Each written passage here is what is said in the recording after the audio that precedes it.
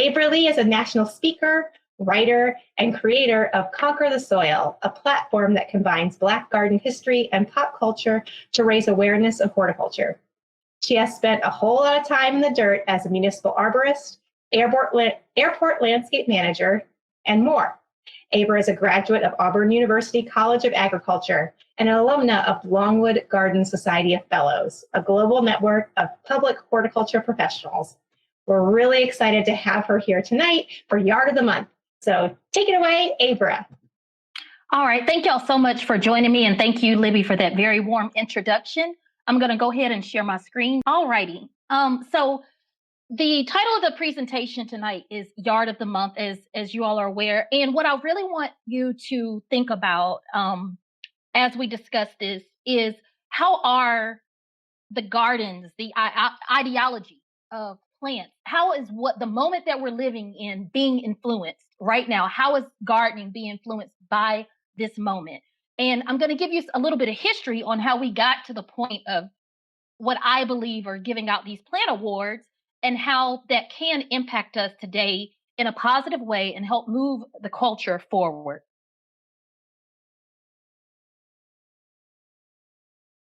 When we look at the early 1900s, we're going to start there. This man on your left, regardless how you feel about him, this is Booker T. Washington, the man who is considered the Wizard of Tuskegee. And in the early 1900s, when he came from Hampton University to the South to launch this new agricultural and educational school for African Americans in Alabama, what he brought with him was this will and this desire to use nature to influence the people around him. He believed in creating these environments. And when we think about the early 1900s, this is a time, it's post the Civil War, it's post Reconstruction in the United States. African Americans are finally having their own share of land. And it's also a time where the community has to come together to know what to do with that land, know how to build it, know how to develop it. And Booker T. Washington writes a book called Up From Slavery. And right after that, when he pens a book called Working with the Hands, and some of these pictures you're going to see tonight from that book, and he's really emphasizing how to bring the community together around the skills that you use in nature. One of the people that he brings with him is the artist, for lack of better words, we say Peanut Man, the inventor, George Washington Carver. And Carver starts putting together some documents as well, ornamental plants for people in Alabama to help them understand how to beautify their community. What he also does with the other people at Tuskegee is start to create publications such as this one, the Negro Rural School and its relation to community. And by relation to community, what they're thinking about at the time is church, school, home, and how to beautify these areas. If you look and read what I have here, and I'll kind of highlight it with my arrow, you'll see butter beans are useful as well as ornamental. Hide your fences with your vines. And think about, again, what is going on during this time in America where there's such a focus on food. What we see here, too, is at the beginning of the 19th century, we're starting to see Black women start working in beautification. And even though these are students, they are still working on beautification within their community. The lady that you see here is Margaret Murray Washington. She is the third wife of Booker T. Washington. And she goes on a trip with him to England, to Swanley College, and they come back. And what they've seen in England are women, young women students using horticulture and using floriculture and doing this outdoor work to beautify their areas. And they're bringing these concepts back into the Black community. And you see it here, the women, pruning their flowers. You see them honestly dressed to the nines while they're doing it. And at the time, this is actually a very taboo thing. And it takes a lot of encouragement from Mrs. Washington to get the women to even want to do this type of work, this type of yard work, as we would call it. What we're also seeing parallel during this time is World War I has started. And gardening really at this time is only about the food. It is about how do you help your country and not necessarily focus on beautification. How do you focus on food? So you're seeing that the Black community is focused on community building. How do we make this pretty? Our schools, our homes, our yards, where nationally there's this focus on food. What's also happening is that there is a women's rights movement going on. And this is very, very important for how we get to the point of beautification becoming a national conversation. And even though they are rarely acknowledged when we talk about the women's suffrage movement, there were indeed Black women that were a part of that. And when we look at the women's suffrage movement and what's happening in these years, if you look to the slide on the left, it's 1923. It's National Garden Week. So the World War I is over. 1920, women are granted the right to vote. And in 1921, they elect a president named William G. Harding, who you see on your left. Now, when women are granted the right to vote, specifically white women, that added millions more people to the electorate. And there is a group called the General Federation of Women's Clubs. They have about 2.5 million people in their club. And there is a woman named Mrs. William Brown Maloney, and she has access to people in Washington. She has access to power. And what she wants to do is to start a conversation to raise the standard of what the environment around us looks like. She wants to start this conversation about not just owning homes, building them. And this is called the Better Homes Week. And the idea is that if we have better homes, we also have better gardens. She's trying to take America from this war garden mentality of just food, food, food to this peace garden mentality, that gardens are more than just eating food. They're about your surroundings. And this is endorsed by William G. Harding, this private idea. What it has done is next is that it comes to the White House, and Herbert Hoover and Calvin Coolidge also get on board with this. In the summer of 1923, Harding dies suddenly. And in 1924, the idea of better homes in America, Mrs. Maloney's idea, is carried on for a second year in a row. And it's actually carried on for several years throughout the 1920s. And if you look here at the top, it says the USA Garden Nation of the World in 1930. So this is still prior to the Great Depression in America. And these women, these same women who have gotten the right to vote, these same women who have voted this man in office, are saying, we want to hear our platform. We want to see this recognized by you in Washington. The 1930s comes, and during this time with the Better Home movement, you see the rise of Black garden clubs.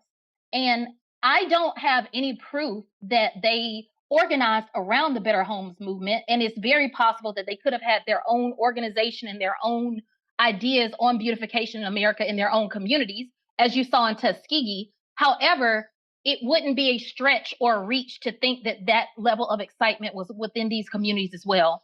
And a sidebar I forgot to mention on the last slide, when you look at a magazine, Better Homes and Gardens, and you look this up, Meredith Publishing, that magazine, Better Homes and Gardens, didn't originate with that name.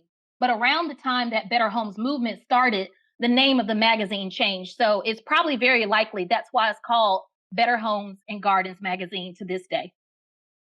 So the man that you see on the left is a man named Asa Sims. He comes to Tuskegee early in the 1900s, and he works in the Tuskegee greenhouses. He's a businessman, he's an entrepreneur, and he also is the extension agent for, I said Tuskegee, y'all, I meant to say Hampton University. He is influenced by the principles of Tuskegee. Tuskegee is a university that is an offshoot of Hampton University.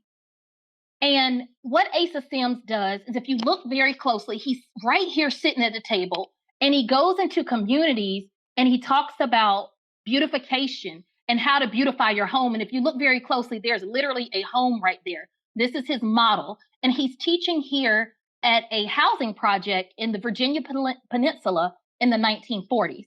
And so this is around the time that World War II is started. And he helps to start organizing what are called the Negro Garden Clubs, these clubs of women in Virginia that are incredibly active in their community and looking to make the community better. And they start awarding each other prizes. One of his colleagues is the gentleman that you see on the left. His name is Dr. H. Hamilton Williams. H. Hamilton Williams is a graduate of Tuskegee. A graduate of Hampton. Y'all, I keep saying Tuskegee, and the reason being not because I'm nervous, it's because Hampton and Tuskegee are so thoroughly tied together. Sometimes when you're doing horticulture, especially when you're talking about horticulture and Black people in the early 1900s, it's almost impossible to separate the two schools. So one is in Virginia, one is in Alabama. So please pardon me for saying that. H. Hamilton Williams is a graduate of Hampton University. He goes on to teach at North Carolina A&T. He goes on to get his PhD and his master's from Cornell. And what he does about 10 years after, Asa Sims starts to help the women organize formally, these Black women, their garden clubs. He puts together what's called the Handbook of the Negro Garden Club of Virginia. And he calls upon people to offer their advice. And by people, I mean experts and professionals within the industry, and including experts from Better Homes and Gardens. The person who ends up writing the foreword for the book is the lady that you see on the left, which many of you recognize, who is Eleanor Roosevelt. And what's interesting here is that I have not been able to find anything ever on how they even knew each other. But you see in this letter, in that book, in that publication, she directly addresses H. Hamilton Williams. And she says she's glad of this opportunity to work with these women in these garden clubs. And the word garden club may sound a little bit frilly. It may sound more very cosmetic, but what happens is the reach and the power of what these women are able to do, just like their counterparts in the Better Homes movement of the early 1920s.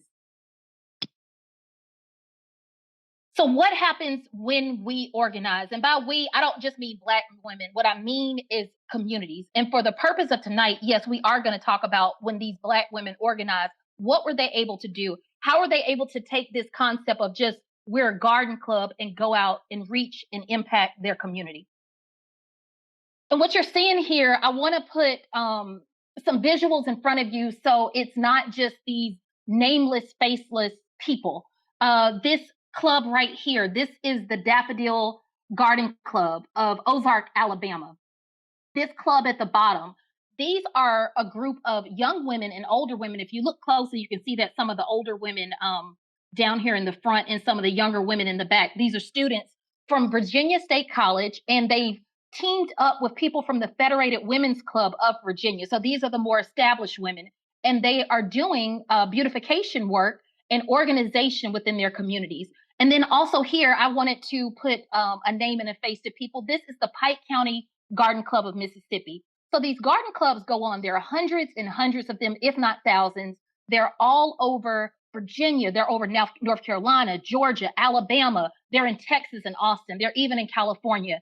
And we're going to see some of the work that these ladies were able to do. And I don't mean necessarily physical aesthetic work. I want you to understand how they were able to take this idea of gardening and beautification and launch social movements in their communities.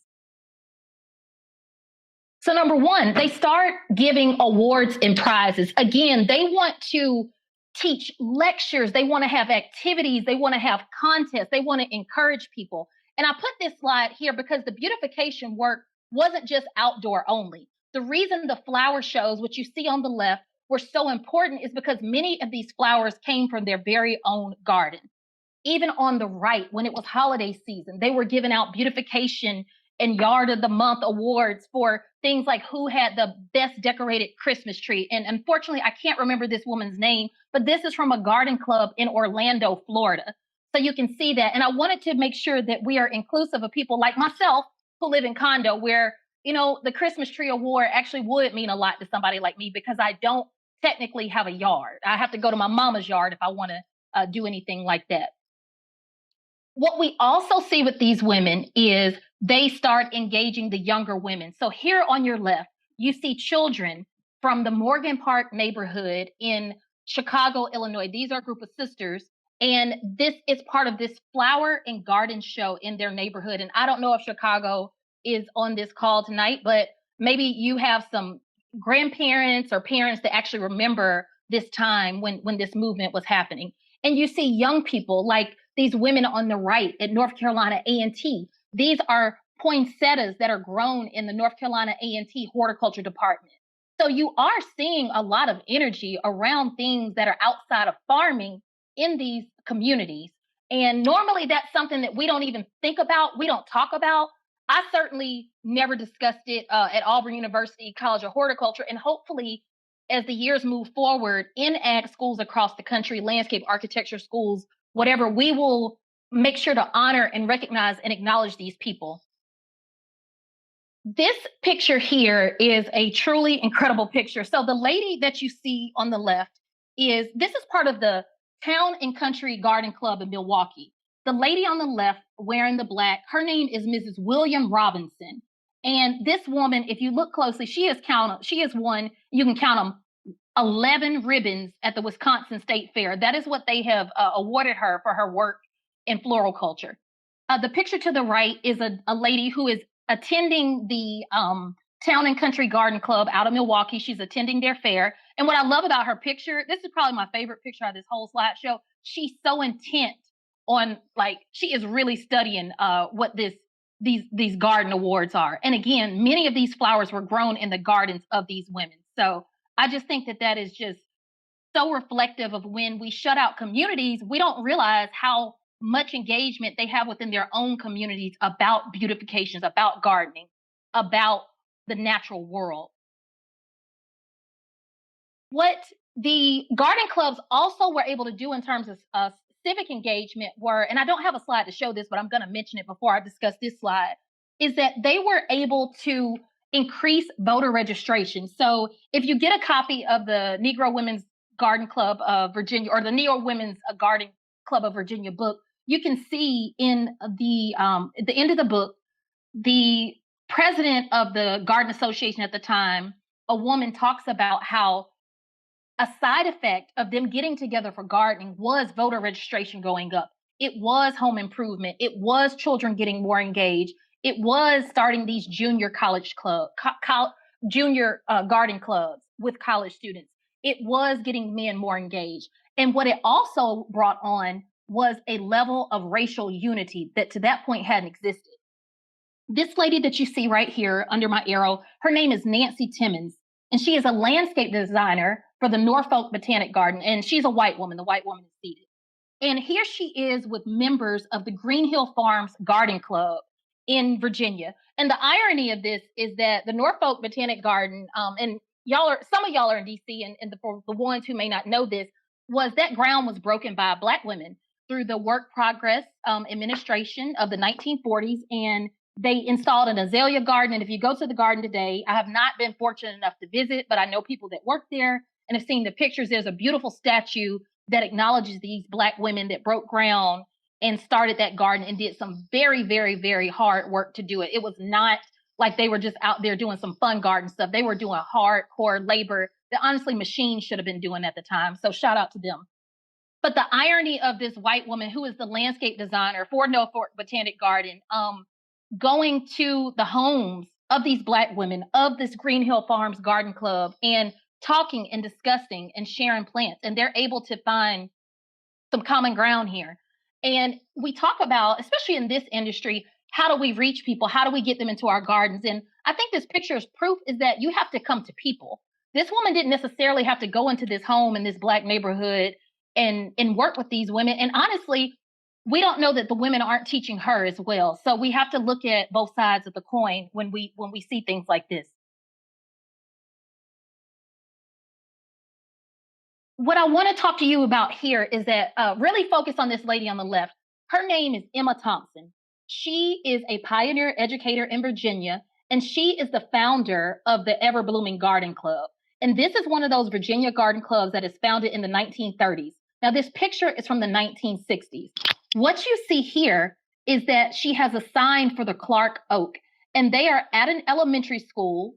And what the Clark Oak is that this is an oak where they have taken seeds from this tree right here on your right. This is the Emancipation Oak at Hampton University. This is the oak where the first Southern reading of the Emancipation Proclamation happens in 1865. And the first classes of Hampton are taught under that oak. It's not Hampton at the time, but it's definitely a school for newly freed Black people. And this lady here on your right, Mary Peak, is the teacher of that school. So The seeds are taken by Miss Thompson from the emancipation oak. She takes some little acorn seeds, she roots them, and she plants the Clark oak in honor of another educator. And these seeds thrive.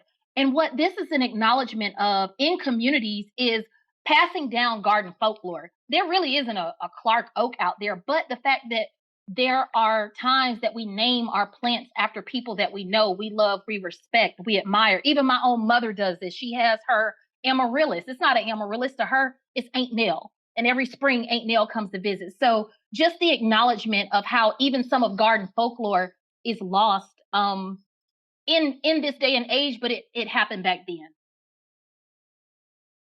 We also see these communities, this isn't just last through the 1940s and 1960s. And I know y'all realize these are really old pictures, but I promise you I'm going to bring you into the new millennium very quickly, is places like Princeton Park, also in Illinois. Now the neighborhood showed up and they showed out. And again, it was over their Yard of the Month awards. And you see some women here from the neighborhood looking at plants. But what I really want y'all to focus on are these trees here, this style of gardening, very, very much traditional vernacular African-American gardening, not something that an HOA would approve now, but something that they were very proud of and were able to be awarded from. And again, when I think about garden heritage that's passed down, look at these trees, and you can see it also in the background. And I'm going to show you something that is a predecessor to that. And this man is an extension agent in the South, right at the turn of the century. And back then, many people whitewashed their trees to show right here where you can see it. I'm showing it right there. It was a way to reflect sunlight. It was believed that that got rid of beetles, repellent. A lot of times, even at Tuskegee, they were making their own whitewash paint. And here in the slide before, it's used as a decorative thing. There really is no reason at this point to be doing it besides it being something that's passed down from generation to generation. And you can see that in many places. You see it in the islands. Sometimes I see it still in country, rural places. But again, passing down these garden traditions. So the question I want to ask y'all is, why do we let history repeat itself? Because the same things that destroyed these garden clubs in some ways, and I shouldn't use the word destroy it, but it definitely helped to expedite the uprooting process, are things that we're dealing with now. And one of them is subdivisions. This is not to knock subdivisions at all. This is focusing specifically on the environmental impacts of clear cutting, and then also the idea of everyone being alike. So the gentleman that you see in this picture is a man named William Bill Levitt. And this is a picture of Levittown. There were 7 Levittowns in New York, Pennsylvania. I believe there's one in New Jersey, also in Puerto Rico. And full disclosure, Bill Levitt is what they consider the father of the first subdivision. And also he was racist, and he did not want any Black people to live in Levittown, and he would not sell to them. And so what happens is you see the start of HOAs in these rules, and you see how the landscape is also very cookie cutter. And Levittown doesn't look like that today at all by any means. I'm just giving you historical context. And I'm not even saying that subdivisions look like this at all. But you see how there's not necessarily the level of creativity there. It's not necessarily the beautification. This is the HOA, this is the rule. And what happens in one of the Pennsylvania Levittowns is that even though Bill Levitt says, hey, I won't sell homes to Black people in these communities, and this is the late 1940s, the World War II is over. People are starting to come back from the war. Soldiers are wanting to buy homes. One of the people that bought a house in Levittown decides to sell it to a Black family. And the family here is Mr. William and Daisy Myers. And these are actual photos of the neighbors in the neighborhood that come out in rage against this Black community or Black family in their community. And what I want to really make y'all think about here is that when we make nasty comments about why would that person cut their grass like that, or I can't believe you planted those flowers like that, and we don't necessarily say these things to people's faces anymore. We kind of go under the comment section, make snide comments. This is honestly what we look like. It's just now it's much more easier to hide when we do it. So I think it's a for me, symbolic to be thoughtful of our words, especially in horticulture when we're judging people, when we're judging their landscape, because this is the type of treatment that you're putting them up under. So the Myers decide they're going to stay, and they stay in Levittown for 4 years. But what you see is that when we have these HOAs, we also kind of have this mob mentality that everything should be the same. And I even would argue that that comes down to creativity as well. Simultaneously to Levittown happening, you see the Eisenhower administration say, you know what? We're going to come through and we're going to bring in the highways of America.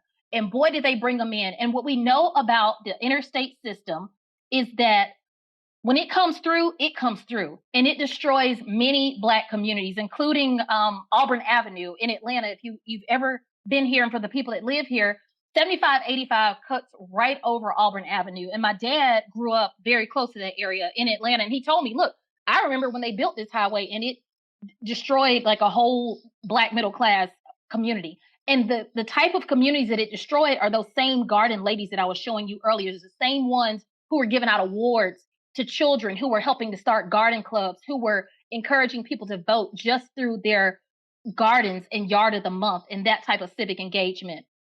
So the highway system comes through. Beautification efforts kind of start to decline in many ways. And what you also see is billboard nation. So now we got open roads. We have a means and a ways to advertise. Also during this time, in this series of events, following the highway movement, you see Rachel Carson, who is a whole lecture on herself. And I don't have to explain this to y'all. Y'all are very familiar with Silent Spring and her. And she sounds the alarm about DDT, its impacts, and launches what is now the modern, at that time, environmental movement. We also see upheaval, just like what we see now. We're seeing a reiteration of the civil rights movement and how that is impacting the environment today. So people in the streets protesting, racism at the forefront, environmental issues, California's on fire in many ways. All of these things are literally happening. Again, history is repeating itself. So what can we do about all of this? Like, really, if you're saying, I'm not necessarily going to go out there and protest, I'm not a person that's clear cutting. Why are you blaming me? I want to show you how you can use your voice and actions to change the world, because there's a woman that did it. And that woman is Lady Bird Johnson. And I guess you'd say, well, you know what? She's First Lady of the United States. She can do anything she wants. But at the time prior to her, many people, especially First Ladies, did not have that level of engagement in America. And Lady Bird Johnson goes on to start this whole trailblazing career with environmentalism. And she starts it around beautification. And where we might look at that as just a cosmetic thing, it really has to do with the trees, the water, the land. So she saw it as a much bigger vision than that. And here she is with her husband signing that bill. She goes on to launch conferences, and she has this whole White House conference on beauty. She starts doing work in the streets of DC, and she does get challenged by that. And it's a fair challenge, because the critique is, hey, if you just go into a community and plant trees and make it pretty, then what is that actually doing for the community? You leave, nothing happens, right? You're not engaging people. And I hear that argument. I'm going to show you how in my work, I was able to, I feel like, add to the solution to that problem. So you see Lady Bird doing her thing. She's, bringing attention to arboriculture. She's bringing attention to floriculture. She is bringing people into the White House. So she has this whole National Youth Conference on natural beauty and conservation. And I put this website up here at the top. If you go to that or take a picture, you will see about a 23-minute video of Lady Bird Johnson talking about her efforts. And I think it was put together by the Johnson Center. And it's a very, very cool video to watch. And I think you'll just love watching it. And she's also giving out awards. She's giving out awards to people from places like Anacostia in DC, a group called Project Trailblazers, where there were Black children who were doing work, putting in playgrounds, putting in flowers, putting in trees in their community. She's also bringing people together. So this is an era, this is before the Civil Rights Act is passed, and she's doing this work. And it is so much easier it's never easy to have an uncomfortable conversation. What I will say is that it is much easier to listen to an uncomfortable conversation when you're outdoors. So just keep that in mind when we think about beautification efforts in our own community. And I'm a witness to that.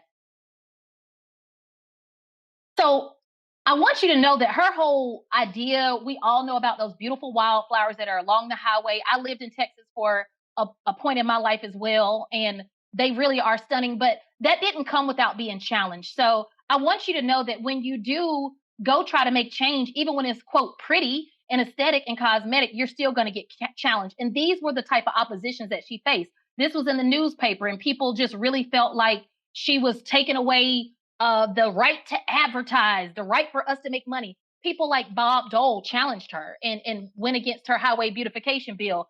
And just the way she looks on her right, you see that she got the last laugh after all, and her Highway Beautification Act stayed in place. So just stay the course, y'all. I will give you these words that someone told me. There's a swiftness that happens with destruction and a slowness that happens with construction. So just remember, it is easy to destroy. It is easy to go in and clear cut land and create highways and sprawl. It is very, very slow to construct beautiful things that will protect and beautify our environment.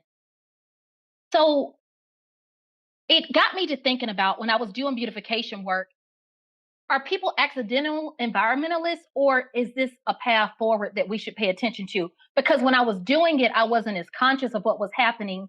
But as I left the work and I left the field of beautification, I became more aware of what was going on. And this was the time that I was landscape manager at Hartsfield-Jackson Atlanta International Airport.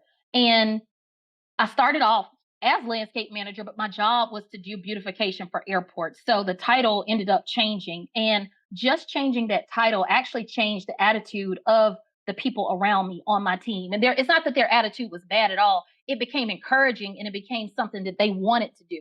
Honestly, something that we rallied around. So here's my team. This is probably the only Yard of the Month sign you're going to see. And I'm not going to show you the work that led up to this, because honestly, it wasn't anything to write home about. But the fact that we came in and with 2 years, we won a Yard of the Month award. And this isn't something that we sought out. This is something that the community was appreciative of the efforts that we were doing to clean up the Atlanta airport gave to us. It set off a whole course that changed the events of how my team engaged with me at the airport. And I'm going to show you what the Yard of the Month did. The team started asking me, hey, how can we learn more about plants? Because before, I fought myself and I owned this. It was more about me instructing them what to do and telling them, oh, go prune the shrubs, and not really being as engaging in what the shrubs were, what the trees were. So I brought in a professor from Gwinnett Tech, Dr. Richard Ludwig, who you see on the right. And what's important about this picture is that only 5 people, the ones that you saw in the picture before, were ones that had to report to me. These people in this picture, this wasn't mandatory for them to come to this class. Once we won Yard of the Month and we had bragging rights, people wanted in on that. They wanted to know, hey, what can I learn here? And it was just astonishing to me how people signed up. These are my colleagues at the airport, to come to these classes on their own time to learn about plants because of the word beautification and because of the Yard of the Month.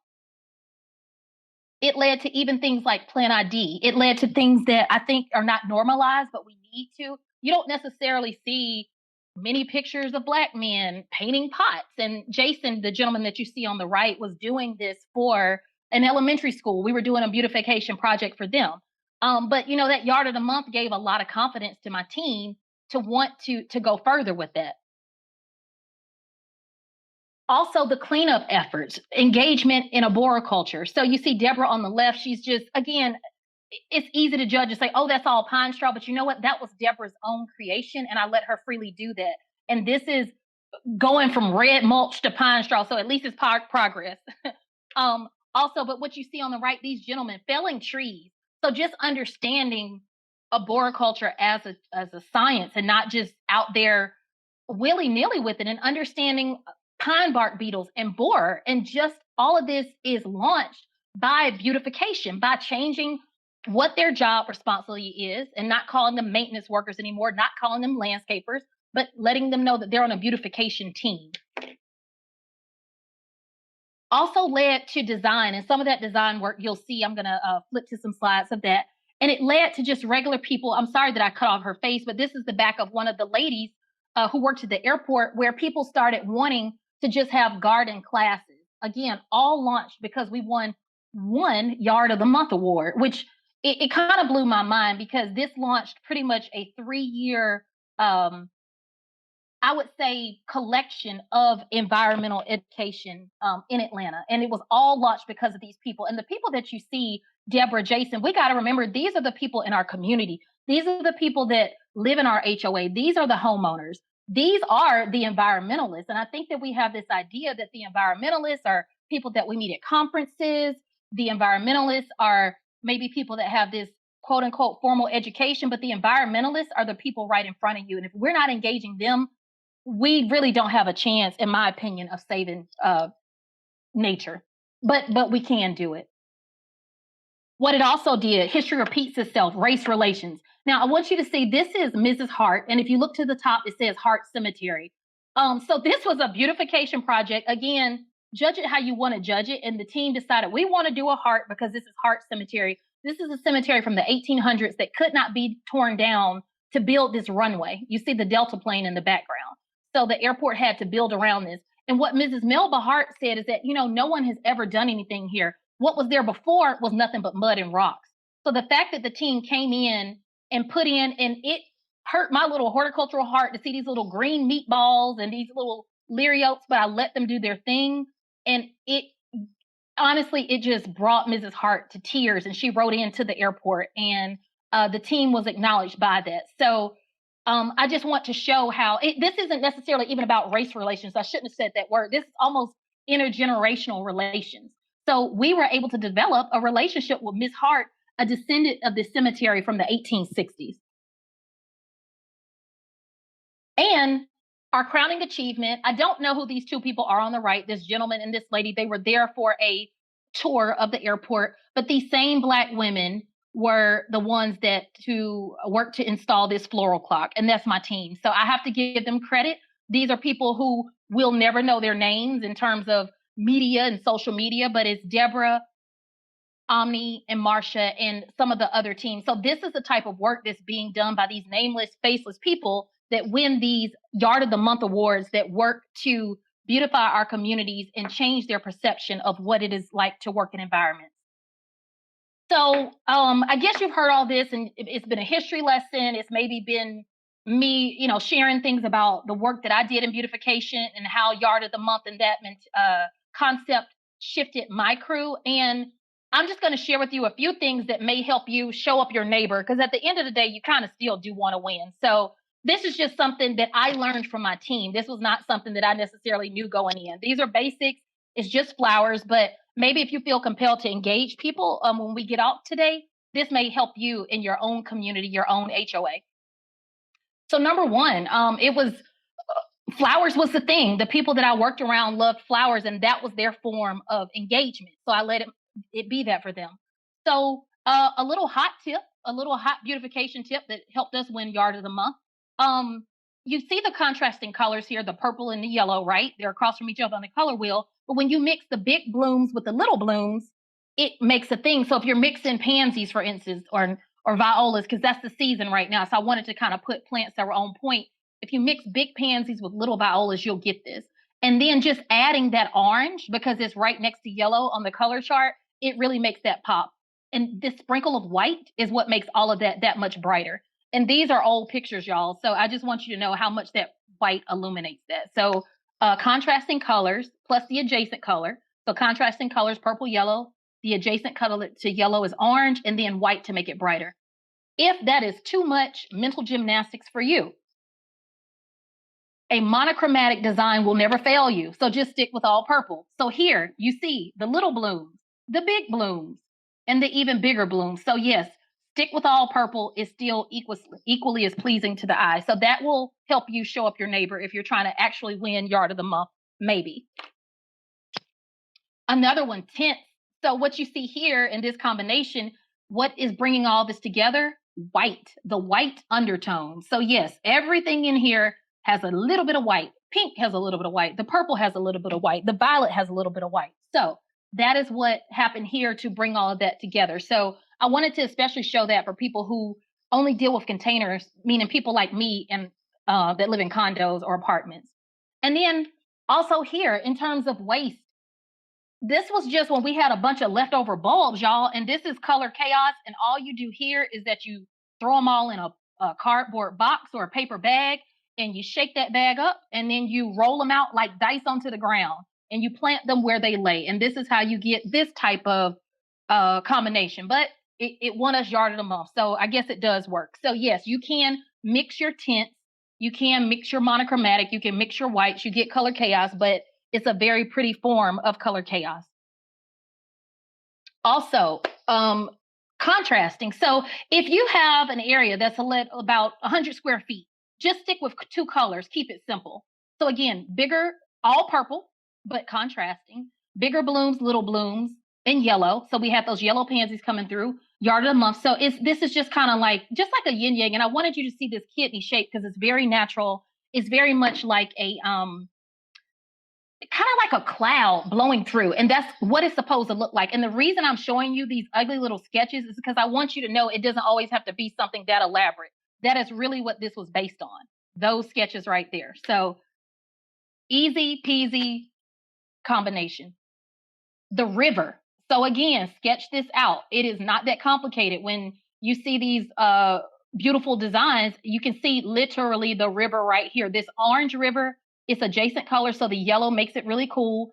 And if you are going to put your little pansies in front of your subdivision or whatever, make sure you do 2/3 bulbs. That's what the little secret weapon there to win the yard of the month was. Cover that with 2/3 bulbs. And again, contrasting colors. That's really red, yellow, and blue if you look at it. And I'll leave you with this. My alarm is going off, so that's good timing. Let me know at 7:15. These were stamps that were influenced by Lady Bird Johnson's work with her social civic beautification engagement, and that falls on the backs of the work of Black women in garden clubs. It falls on the back of women in these federated clubs. It falls on the back of people like Booker T. Washington, who launched Tuskegee, people like Asa Sims at Hampton, people like H. Hamilton Williams, who developed a relationship somehow with Eleanor Roosevelt to get her to write a letter in the foreword of the Negro Women's Garden Club handbook.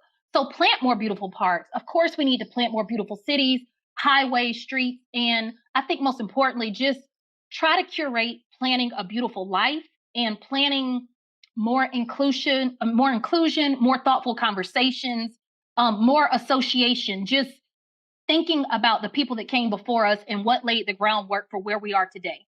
So I thank you. I appreciate you. Well, thank you very much for that presentation. That was excellent. We've had a couple questions that have come in. The first is, do you have any tips for working with HOAs to sort of relax those constrictive regulations? I can't say that I have a tip. What I can say is that when I started understanding the history of HOAs and the rules and how that even all started and how that even was rooted in racism, that has helped me to challenge, even when I've been sitting behind tables and designers, landscape architects have come in and said, hey, this is the way we have to do it. It's never the way you have to do it. There's always another way to do it. So I would encourage the same people that preach they want to be more inclusive. We have to apply that to HOA associations and how we allow people to interact with these environments, because though we may not agree with it, it's a starting point for people. And these are the same people that are going to move forward and continue to protect and preserve the world that we live in. So it's going to have to really be rooted in compassion, understanding, and honestly, a lot of compromise, in my opinion. Awesome. Thank you. Hopefully that answered Greg's question there. And then one more question. You and I were talking before this started about, is this idea of yard of the month sort of this sort of outdated idea? Is it possible to have the same impact in this time when people are much more divided or separated from each other physically because of social distancing measures and whatnot? Do you feel like it's still something that we can achieve and sort of work towards in terms of building communities through these sorts of beautification projects? I definitely think that there's always hope. I think that what isn't sustainable is that whole idea we're going to come into the neighborhood and do some quick cleanup project, almost like this savior type thing that we do. We just go into communities. I think that what it is, as I was saying the the swiftness of destruction and the slowness of construction. And it takes time to do the work in these communities. And part of the challenge now is everything is virtual. And this, even beyond the pandemic, people are still gonna be in these virtual spaces, these Instagrams, these Facebooks. I know I'm on them. So how do we get people to want to leave that for a second and go outside and engage with the people in their community? And I don't know that I have the answer. I don't think that it's over. I just think that we need to adapt to it in a new world. And maybe I'm just too old to have the answer, but I would love to see what young people's thoughts are, because at the end of the day, bragging rights matter. And those employees that work with me, they never got a raise for any of that work. But the fact that they won Yard of the Month, it shifted their whole attitude for years and years, to the point where we're still in touch and they still do community work centered around beautification on their own time, on their own dime. Yeah, I was going to ask you if you still kept in touch and like what sort of projects they were working on now, and how they sort of progressed in their careers because of this one instance of winning Yard of the Month. Well, so as you know, working for public spaces, leadership changes. So the airport looks nothing like that anymore.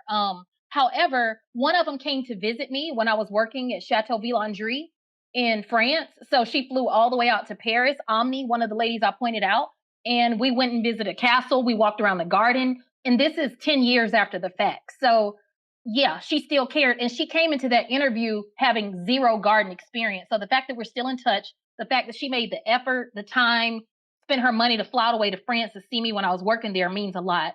Another Deborah is retiring soon. She's retiring on the 20th, so I hope to go to her retirement party. Jason, I haven't talked to in a while, maybe like a year. Marsha still calls me and, talks to me about garden stuff. So the relationships did continue. Awesome. That's fantastic.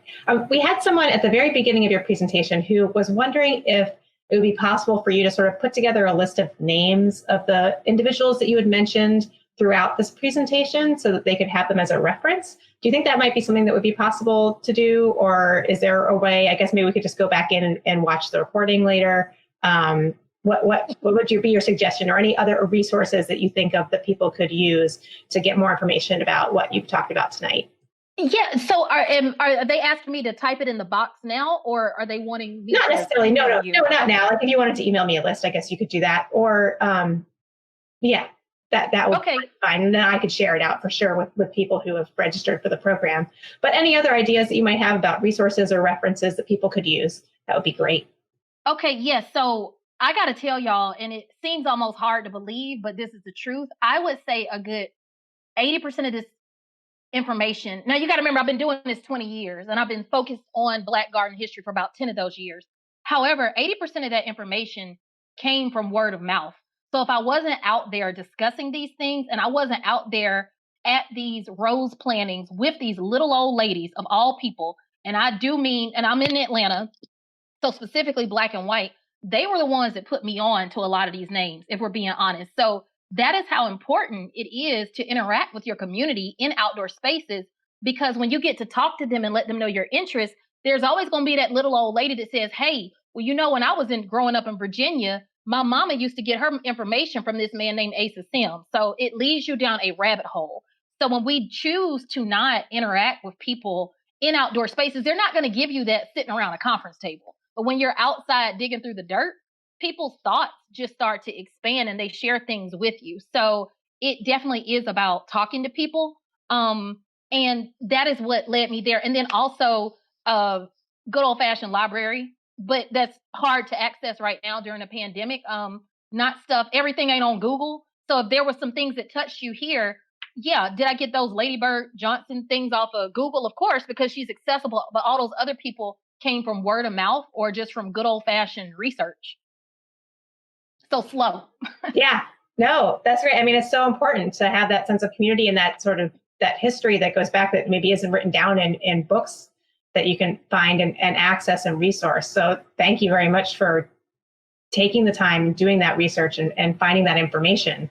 We have another question that just came in. What are your ideas for how to, quote, scale up and do more in a community for beautification when they're already planting in the public space? I guess there's been a lot of conversations with neighbors, but don't know what's next. So scale up. I wish they could expound on a little bit of what they mean by that, because I might not have fully understood. So could you just maybe repeat the question? So to repeat her question exactly is, what are your ideas for how to quote unquote scale up and do more in my community for beautification when I am already planting in a public space? It has started so many conversations with neighbors, but I don't know what is next. Wow. Okay. I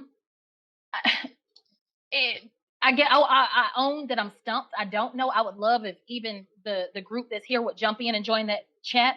I will say that even myself, it looks like Ruth Dickey said that I didn't have a plan. I was 28 years old working at the airport, and I was a beautification manager, which was a pretty high position. And I was honestly shooting from the hip. So the thing is that you may not always have a plan. It may be something to evolve. It may be something that you say, well, you know what, Abra, I've been doing this thing and I've been doing it for years and I've not seen any change.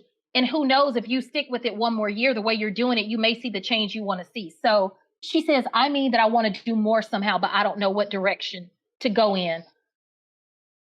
I think you just have to keep going. I don't know how to answer that to you. And I hope that somebody out there can have more encouraging words than me, because I feel like that was a terrible motivation speech. But like Terry said, just talk to the community and start small.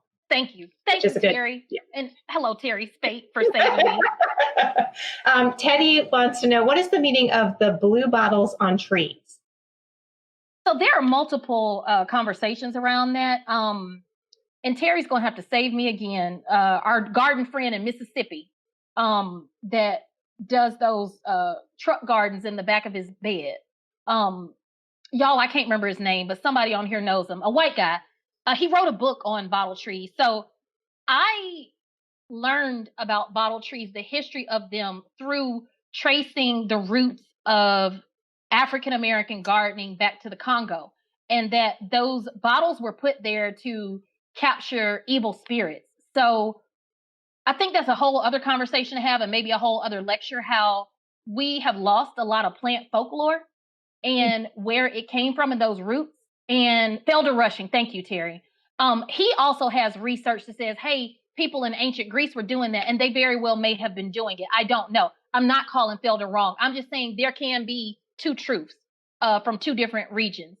Also, it's something that if we look at HOA rules, they're probably not going to go for that, right? But that's something that is very meaningful to a large group of people, and it is their form of not just beautification, it's their form of honoring their culture. It's their form of honoring their ancestors. So we have to be real specific that beautification isn't just about cosmetics and pretty. Sometimes it's rooted in family and in story and in hope. So that's what I know about the bottle trees. I love them. Keep doing it if you're doing it. And I would just say read Felder Rushing's work, and then also do your own independent research through people who are folklorists, because you'll get a very different story. Wonderful. Well, we're just getting about on time. So, Abra, I want to just say a big, giant thank you to you. This was an amazing presentation and a wonderful night.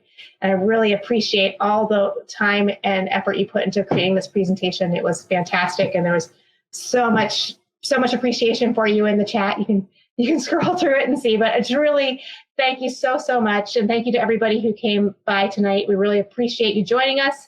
And we hope to see you again for more lectures soon at the garden. So thank you.